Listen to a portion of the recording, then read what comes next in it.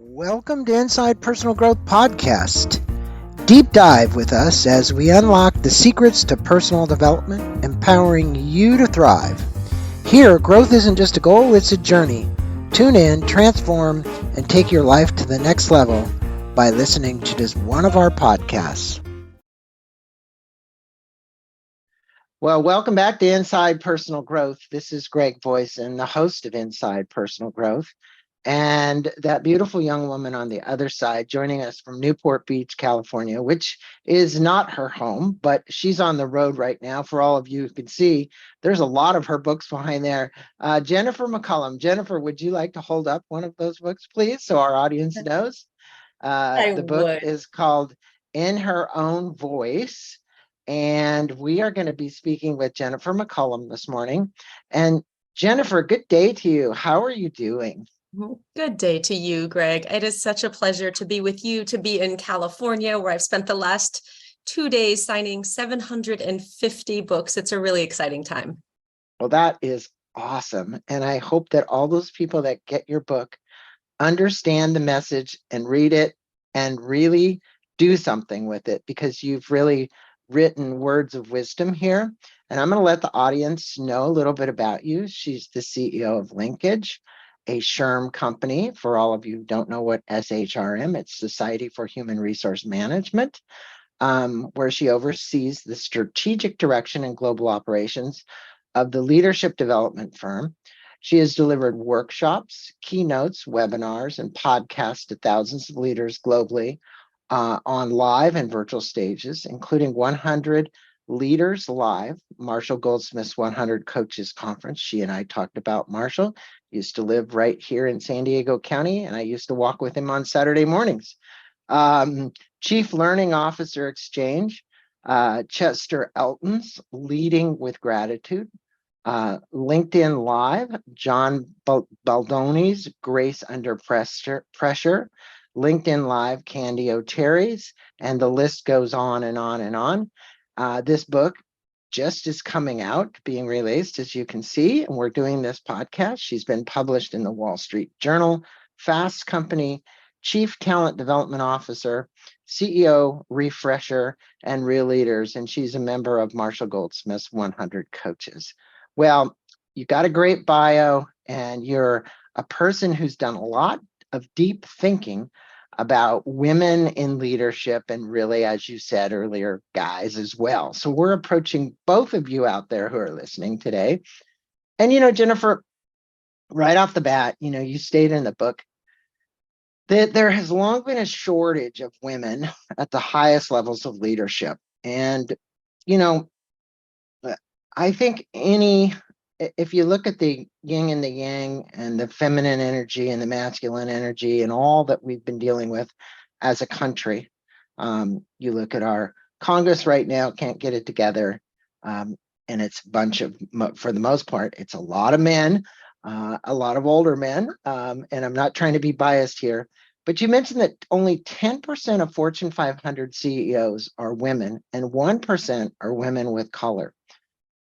So what's the issue, and how did the pandemic change things, and why did you write this book, and why now? Well, Greg, you started with quoting in the book, there has long been a shortage of women leaders. So let's just set the context for a minute, and then I can talk about what's changed a bit. So long been a shortage for generations. Women have not been represented and still aren't equitably in the leadership ranks. It is getting better. A new study just came out last week, the McKinsey Lean In study that tracks this. And yes, we did cross the 10% barrier in the Fortune 500 CEOs. We joke a little bit lovingly now that there are finally as many women CEOs in the Fortune 500 as there are men named John. And so we were making progress, but we have a long way to go. And as you point out, only 1% of those are women of color. The challenge, however, starts way back at the beginning.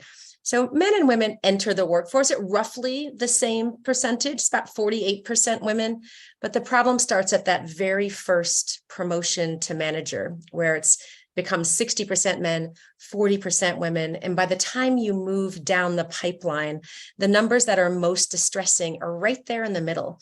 that director to senior leader, senior director women, and the manager level women are not changing. They've barely changed 1% to 2% in the last decade. And so why is that? Well, there are a couple of reasons, and we never want to make men the bad guy. But the truth is, it's a numbers game. So when you start losing women in the pipeline early, by the time you get to the senior leader levels, there aren't enough there. But the other piece, and this is again where we really need all men and women at the executive level, but 70% are men and the majority white men, they need to see their role in how to solve the gender equity gap. And this is where we move beyond talking kind of to the head about the data and the business case that is so well documented for women in leadership and diversity in leadership at all levels. And we start talking to the heart. And we start talking about men with daughters and men who see the benefit for them as they help women rise at all levels of leadership. And we can talk more about that. But what has changed, and you asked the question to begin with, is that COVID really changed a lot of things. The way we live, the way we love, the way we lead, the way we parent. And coming out now for the last several years, what we're starting to hear, and this is reinforced in our leadership data, is that the expectations of leadership are changing.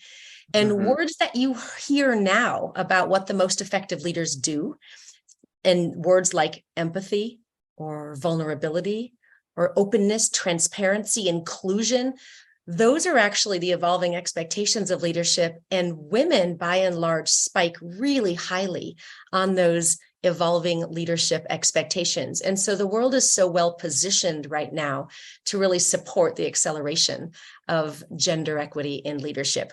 So that's a long answer to your question, but it was a big question. Well, you know, I as I see these interviews, even in our military in the US, I'm not certain, but others. But, you know, we have seen a shift in the way in which people, even in the military, are addressing it. I think that, you know, kudos to the US government for seeing this, promoting more women leaders.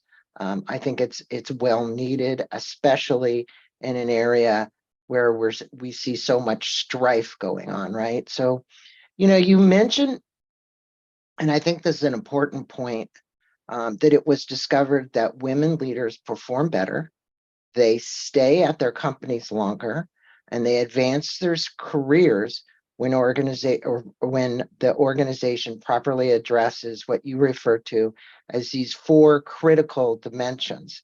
If you would, I think for our listeners, it would be quite valuable. Mention the 4 critical dimensions you refer to as the strategic framework to advance women leaders. I'm so glad you start there, because a lot of times people who want to talk about advancing women in leadership want to start with the women themselves. And I want to be super clear. This is not about fixing women leaders. Women, by and large, are fantastic leaders, as I mentioned before, when we look in our database. Where I always like to start is where you started, which is what we call the Advancing Women Leaders Strategic Framework. And it answers the question, what do organizations and leaders in those organizations need to do to solve this problem? And the first is looking really squarely at their culture. And we track this data, this we call our organizational assessment. We track the perception of women toward their organizations. And we've got 20,000 women in our database. And we ask them, related to the culture, do you feel like you belong here? Is your uniqueness valued? Because we know if it doesn't create the conditions, the culture for women can thrive, they won't choose your organization, nor will they stay. The second is around what we call people, processes, and systems. And this is your talent systems in your organization. And the question here is, are your talent systems equitable? When you're looking at the talent acquisition process, so bringing women into the organization, listen, I hear so many times where women will say, even inside the organization, a job opened up, a man was placed into the job, and the job closed, and we didn't even know that it was available. And so that's an example of inequity in talent systems. But you can look at pay, you can look at promotion, you can look at stretch experiences or succession. So that's talent systems. The third is the hardest one, and that's called executive action or commitment. And this is when women look up in the organization, Do they feel like there are executives who truly care and are committed and are taking action to advance women leaders? And this could look like executive sponsorship, or executives being very vocal about the goals in the organization and how the leaders are going to be held to those goals for the advancement of women or people of color. And then there's the last one. And the last one is my personal favorite. It's the second lowest scoring, but it's the one we can all do something about. And that's leadership development for women. Now, really important point. And I get this all the time, well, if we focus on leadership development for women, aren't we excluding the men? And here's the truth. What it takes to be an exceptional leader is the same across the spectrum of gender. Linkage has a whole nother set of data and research and perspective on that. We call it purposeful leadership. But the path to leadership is different for women. We experience unique challenges. We call them hurdles, and they are higher than others face. And that's what we need to focus on, helping women become aware of those hurdles and helping all leaders and organizations support women in overcoming them. Well, you know, you face hurdles just like men do, I think, and you've said that. And I think there's the human element side of this, and then there's the process kind of side of it. And in the human element side, the psychological hurdles, this show is about personal growth. I want to address this our inner critic. You know, much of the book is focused on what you refer to as these hurdles that women face, but these could also be hurdles that men are facing as well. And you address these hurdles for our listeners. I'd like for you to, and especially this mega hurdle that never goes away, according to you, which is the inner critic. And that is true no matter what sex you are. And the journey that women need to take to face these hurdles, because it is a journey. There's a lot of other hurdles, but this one is probably one of the biggest hurdles, is our inner voice, which the ego is saying, you're not good enough. You can't do this. And this is prevalent everywhere. You're absolutely right. And you started at an important point, which is all of us face an inner critic. It's just that the woman's inner critic is a little bit louder and it can prevent us from taking action. And I'm going to tell a story because I think it illustrates it best. So we start with the inner critic. We call it the Uber hurdle. It's the one that weaves its way through all of the other hurdles because it amplifies them and it makes the others worse and harder to overcome. The trick is to get in touch with your inner hurdle, to become aware of it and to pause and to become more compassionate with yourself and to question that inner critic. So here's my story.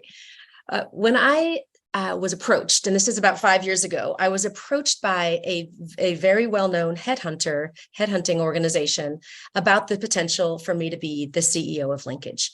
Now, I was taking a small sabbatical to try and figure out and get clear about what I wanted to do next. And on paper, this seemed like the perfect job. But my inner critic went crazy. And it sounded like this. You're not ready to be a CEO. You've never been a CEO before. You need to be a number 2 first so you can be properly groomed. Or a CEO has to manage her way all the way down the P&L, the balance sheet, the cash flow. You've never had to do that in publicly traded companies. You've only stopped at the gross margin line. You don't know enough about finance, OPEX, EBITDA, net income. You're not ready. And my favorite was, what kind of mother are you?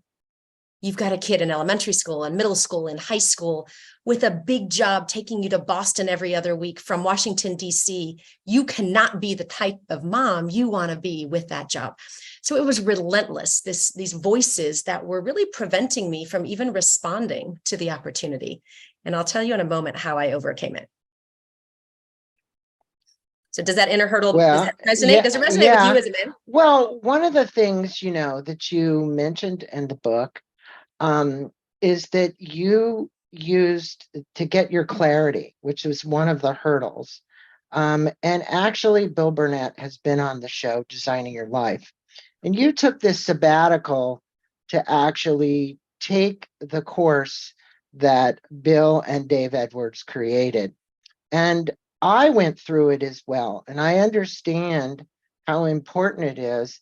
But I'd like you to take a few minutes, if you would, to talk to the audience about, you know, this process that you went through to get this clarity, and really advise our listeners about creating a clarity statement. Because this is the point in your life where things were very conflicted. You had all these inner critics, but you found this great little course and took this little bit of a sabbatical. And I love Bill Burnett. I mean, he's wonderful. So I think that it's probably, this isn't a plug for them, but it is a plug for what they do. Yeah. So, and clarity is, we actually introduced the hurdles in order, and clarity is one of the earliest hurdles. And the idea is if you can overcome one of the earlier hurdles, it will help you with the rest of them. And clarity is one of the ways I overcame my inner critic, back to the original story. So what had happened during that time, and the reason I reached for Bill Burnett's book, by the way, there are many ways to get clarity. We talk about those in the book. That's not the only way. But it was one of the things that I chose, and that Designing Your Life book is based on design thinking principles applied to your own life. And so I actually spent many weeks. You don't have to quit your job to do this, by the way. I did it with a group of girlfriends, so I call them my Visionista group. And we were committed to making our lives better and supporting each other in doing so. I personally was focused on my career. Another friend was focused on relationship. Another friend was focused on her health. So clarity comes from getting in touch with what brings you joy, what brings you energy. Conversely, what drags you down, and how do you fill up your fuel tank, if you will. And so for me, coming from publicly traded companies, the easiest thing for me to do in my job search would have been to jump to another publicly traded company and run a business unit. I'd been doing that for the better part of 12 years. I was talking to the Deloittes and the Accentures and the Miller Hymans, the Heidricks and Struggles, but as I talked to those companies, my heart was not full, and it felt draining to me. So in the Designing Your Life process, you actually prototype your life multiple different ways. And so that was the easy thing that I could have done. The next thing it was, but if that doesn't work, what might you do? So the second thing that I explored was, well, I've been a consultant before. What if I start my own business again? Or what if I go work for another startup? And so then I explored down that track, and I had conversation after conversation, and it was fascinating. There were opportunities. But again, there was something inside of me that said, but you love a platform. You love a team. You love data and intellectual property that you can productize and bring to market. You love creating a vision, a large vision that takes people and money and resources to execute. What about this middle market size company where you could be a CEO or a number two? And Greg, I tell you, as I started exploring that kind of $20 to $100 million size companies where I could conceptualize myself as a senior leader, maybe not the CEO, but I could see myself at the C-suite table, I started to get very clear that that's what I wanted. And I explored nonprofits in that space. I explored academic roles like executive education. And then I discovered private equity-backed portfolio companies. Greg, I didn't even know what private equity was. I didn't understand the business model of private equity. But once I started down that path of prototyping my life and telling people what I wanted, the size of company, the role that I had in the leadership space, the universe conspired to help me get that. And within 90 days, I had 3 different job opportunities that I was actively pursuing, completely different from the publicly traded space or the startup space. So well, in that's that private equity segment, they're really looking for a leader, and they're giving leaders usually autonomy. And I think you're a very curious woman. I can see that. And nobody is going to repress your curiosity to come up with new ideas and figure out what to do. But in this inner critic, you had a diagram in the book that spoke to, I think, the listeners and us. And the fact is that it was grounded in the expectations we place on ourselves. And I think no matter what it is, um, you know, if we get tied up into expectations, whether they're internal or they're external, there's a challenge with that. There's an old Buddhist philosophy around that. Don't get tied to the expectations, or get attached to them, I should say, because life works the way it's going to work. There's kind of a master plan. Talk about the one up or one, I should say, the one down or one up concept. I found it interesting. And also, if you would, in the same kind of question rolled into that, you have this free assessment at sherm.org that people can take around calming the inner critic. So I love that you're going deeper and deeper into the inner critic, and you talked about expectations internally or expectations externally. And Mhm.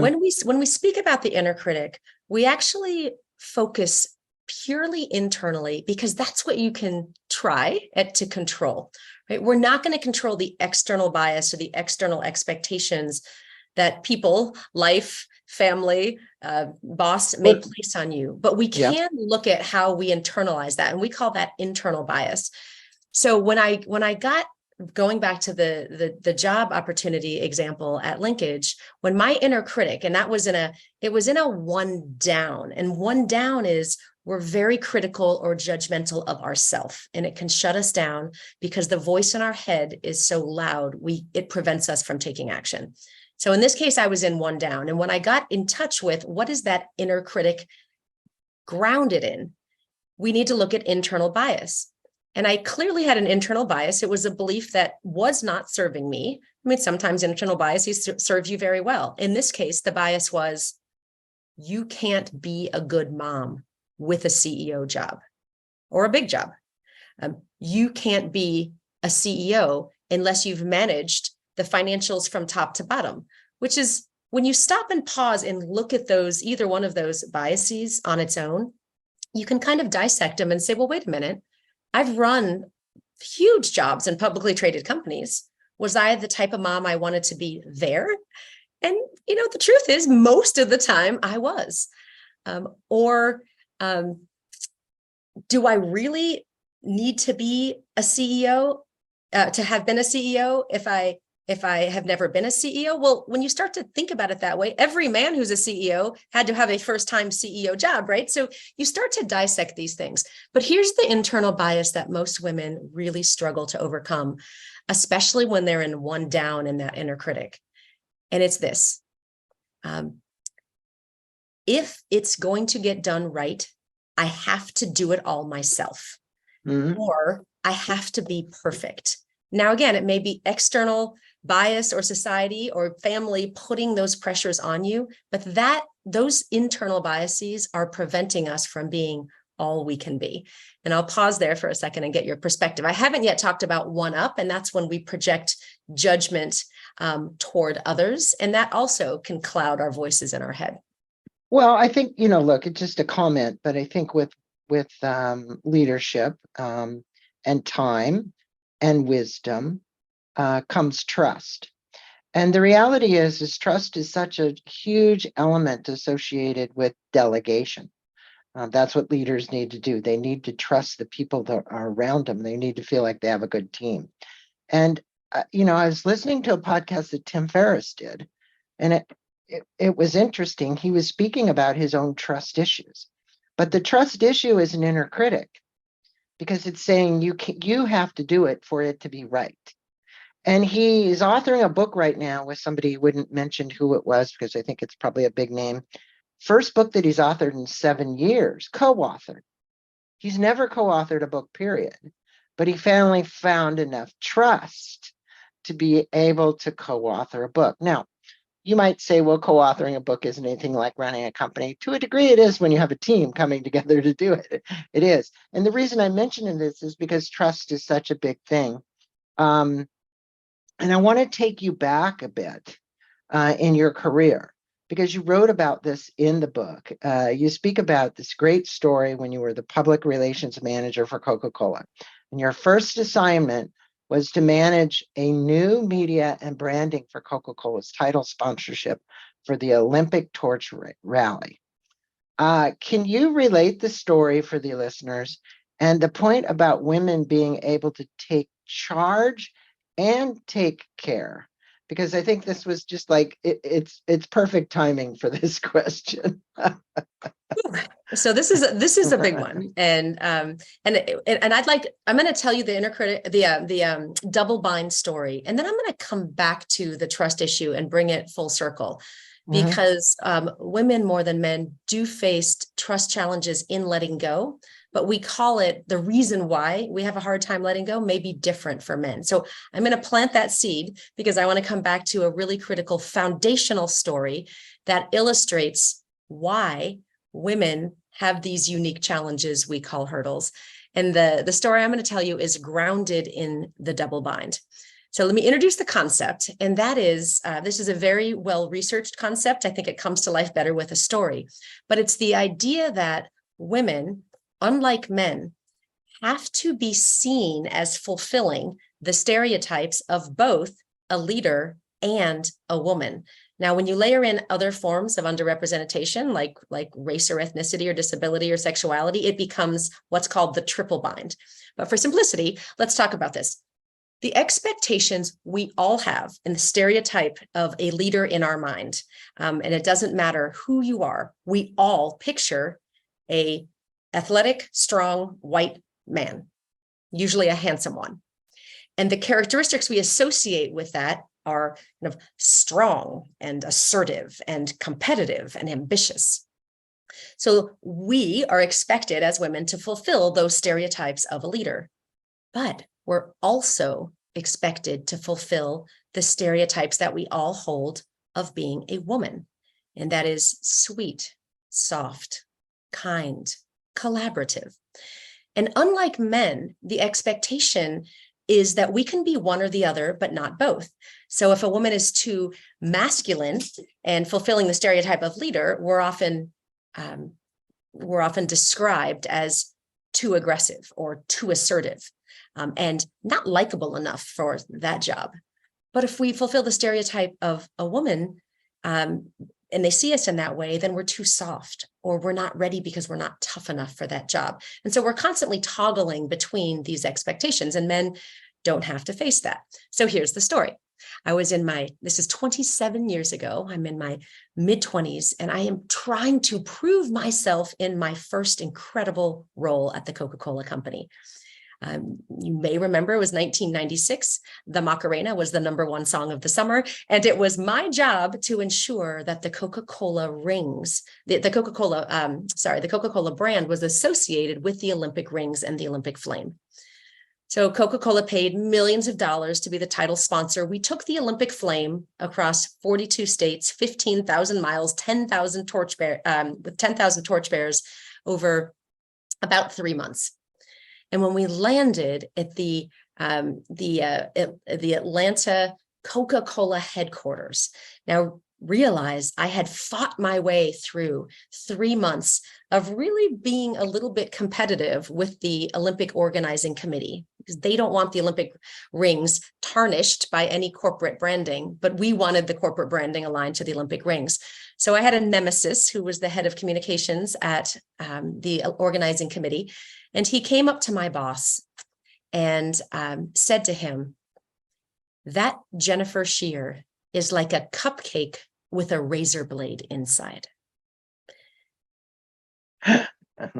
My boss relayed that to me with great humor and joy and thought it was a massive compliment.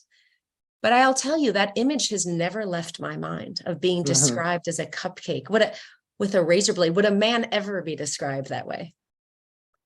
I doubt it. I really doubt it. And I hope we have Halloween coming up here. I hope that you were talking about it. I was like, oh my gosh, don't give out cupcakes with razor blades. But I get the analogy, right? That you had two sides of yourself. And I think, you have to learn how to coexist with these elements as a strong leader, as a woman. And, I think this is really important because one of the things that's talked about today is loneliness and happiness and how people are coping with all of the challenges they're facing in this ever evolving modernity that we're living in today. Um, and you and I both have a similar mentor, and it's Marshall Goldsmith. And he was on here not recently speaking about the same topic. And he helped you understand that achievement and happiness are independent variables.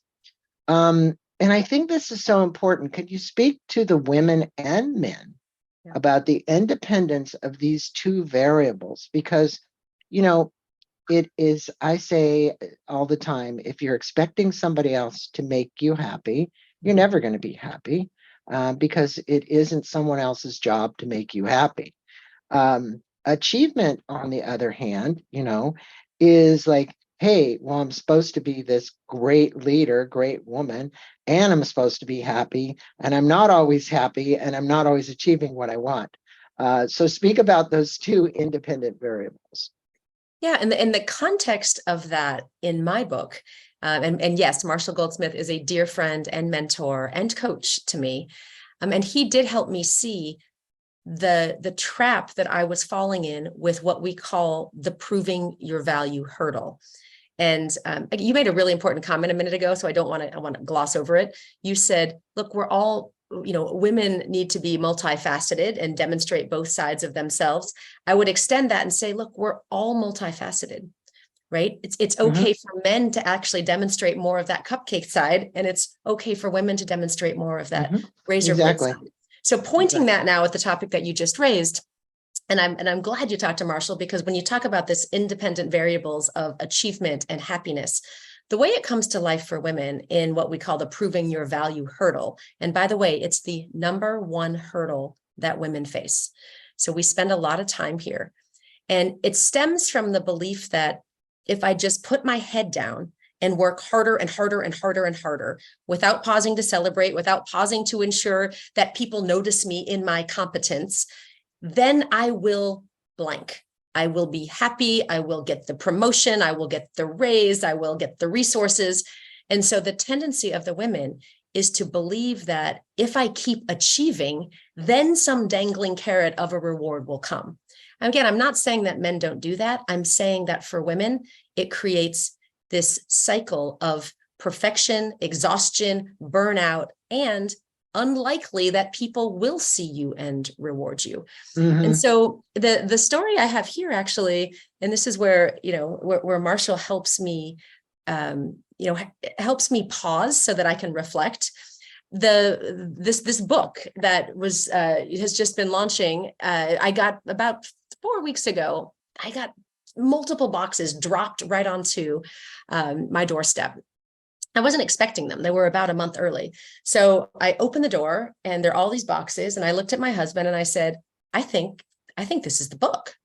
And so we drag all the boxes in, we open them up, I hold them up. I said, social media, take a picture, take a video, done, check the box. I put them down and I said, I got to get back to work.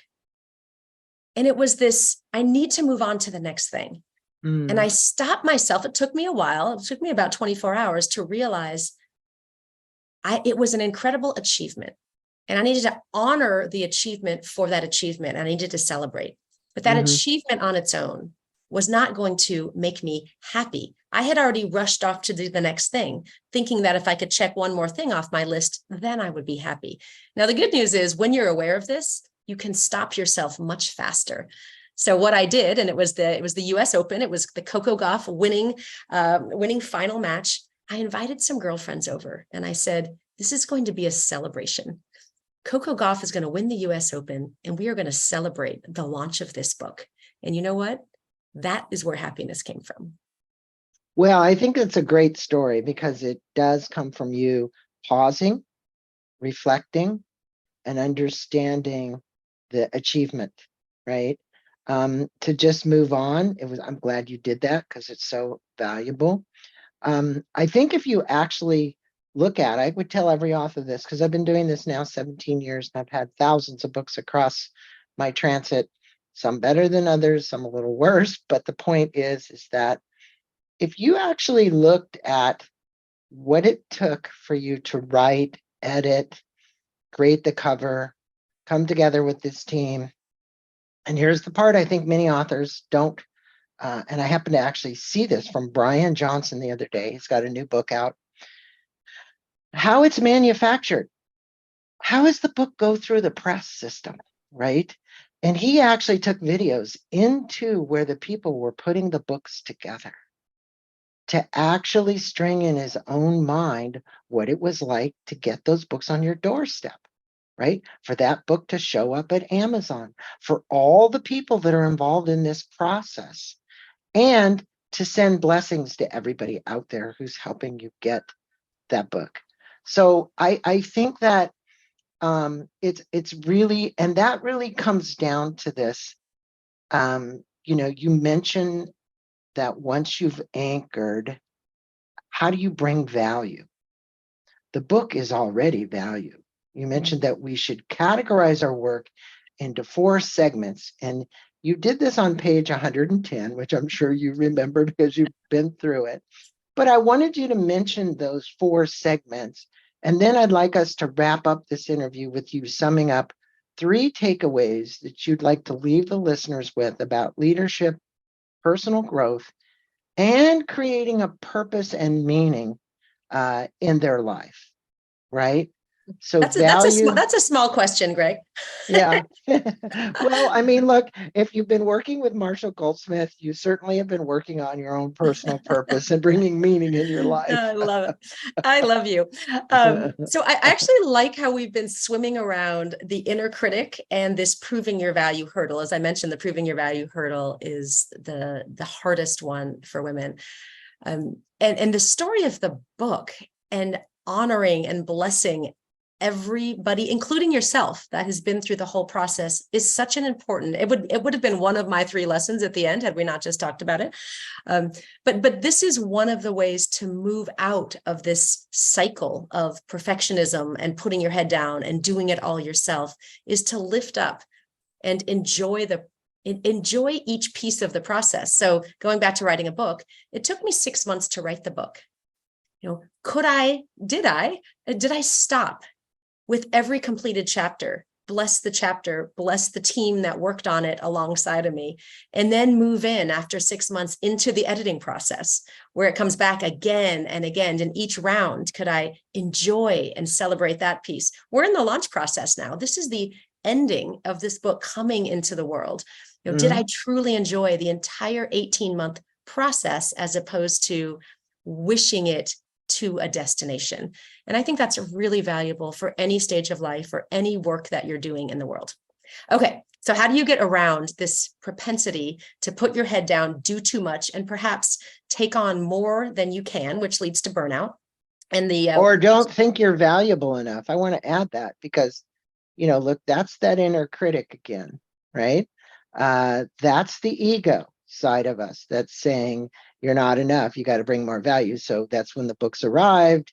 You spent 2 minutes. You went on to the next thing because you didn't believe you were bringing enough value. But then 24 hours later, you turned around, came back, and realized that how important was it for you really to savor in that with your friends.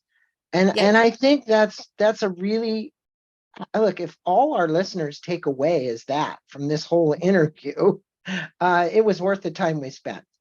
You know what, Greg, you just helped me. I think we're onto something here. And this might be another internal bias that I'm holding, because we've been talking about this happiness, achievement, independent variable thing. Like, I will be happy when, but I think it's equally, you could remove happiness and you could say, I will be worth it when, I will be valued when.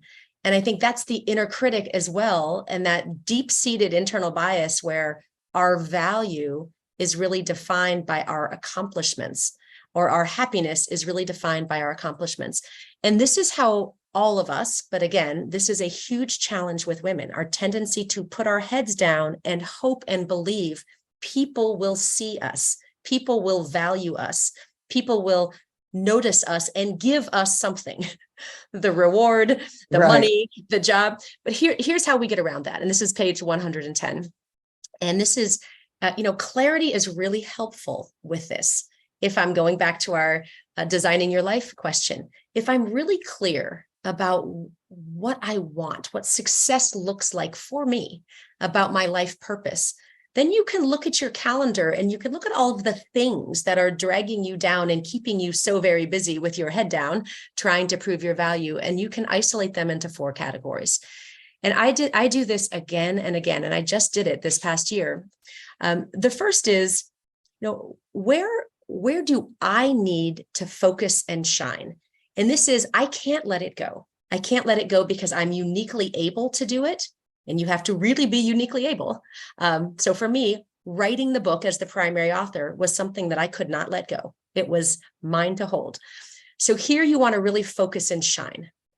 But then there are other parts of your work or your life where you can advise and consult.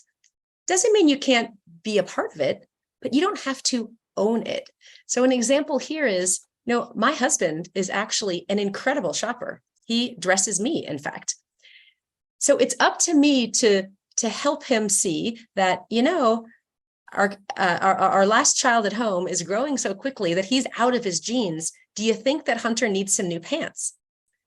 But I can let that go and completely believe that Hunter and Chip will figure out the best pair of pants for him. I don't have to get involved with that, which also means I can't criticize it, right? I have to fully let him own it. That gets back to the delegate and empower. Advise and consult, I might have a perspective, I might notice something. Delegate as empower is saying, look, this is for my team. You can take this. The budget for the book we created together, you can manage the budget. I trust you to do that and stay out of their way. And then finally, the quick and easy. I don't love expense reports. I don't love administrative tasks. I don't love writing performance reviews. I love delivering performance reviews. So what can I do really quickly and easily to get out? I have to do it, but to really focus on the places that light me up. So for me, I spend a lot less time doing the administration, a lot more time engaging my staff. Mm-hmm. Mm-hmm. Was that helpful? It was very helpful. And I think, Jennifer, look, self-compassion, reduction of anger. When I say reduction of anger, people, when things don't go right, oftentimes the way they expect it to go, first thing that happens is the emotion of anger. It's like, oh, it should have been better. And so I'm angry. Why did this happen this way? But if you are having compassion, and something just came across my transit this morning about Thich Nhat Hanh. There's a book that some lady has written around that, or the Dalai Lama, when you see him laughing all the time, he's constantly laughing. And I come from a background in spiritualness, which is around Eastern philosophies. And I look at this part about attachment and how it creates anger because you get frustrated, you get angry. But to have compassion, and women in particular are the species that's supposed to be more compassionate, more loving, more caring, more nurturing, more whatever we're going to use the word to describe it.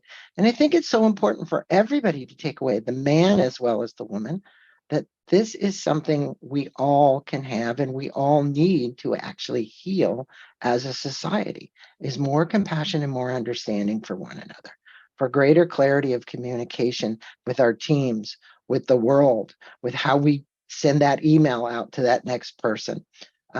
So if you would, because this was kind of the sum up question for the interview, I think leadership, personal growth, and creating purpose and meaning in our life is really the most important thing.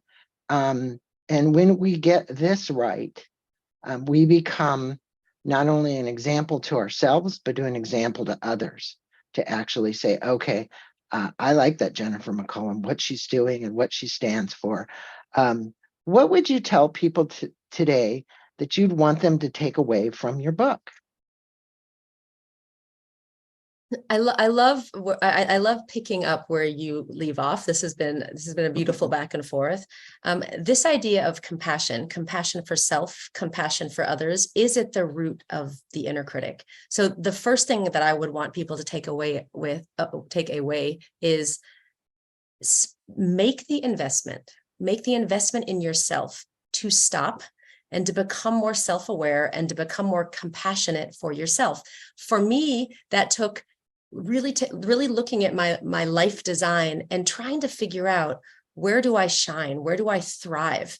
And then being honest about where I don't. And so moving toward what's bringing me energy and what's bringing me purpose. And that creates a better contribution, either as a leader, as a mother, as a friend, as a partner. So that's number one. Number two, I would say, seek clarity. Because when you identify through self-awareness that purpose and passion, how it manifests in the world, there are unlimited ways that it can manifest. And I like what you said about, we don't have to be too attached to the outcome, but I do like to be attached to the story of what success looks like. Because when you can share that story with others, again, it can be success at work, it can be success in relationship, it can be success in health or spirituality. When you share that with others, the universe really naturally creates energy for you to achieve that. And I have countless stories of things, and you do too, of things falling into place seemingly impossibly. But I believe it's because we've set that intention and put that energy forward. And then the last thing I would say is surround yourself with people who lift you up, who support you. I didn't tell you the end of that story with the inner critic, but I'd like to end with it now. When I was stuck and the inner critic was so loud that I couldn't even throw my hat into the ring for the CEO job, it was two men in my life who were peers at the publicly traded company. Our company had been acquired, and we were all looking for new roles. And as I was talking through this opportunity with them and saying, I'm not going to interview for the job, they sat me down and they said, Jennifer, if we believe that we're ready for a private equity-backed CEO role, why do you believe you're not ready? If not now, when? Yeah, great story.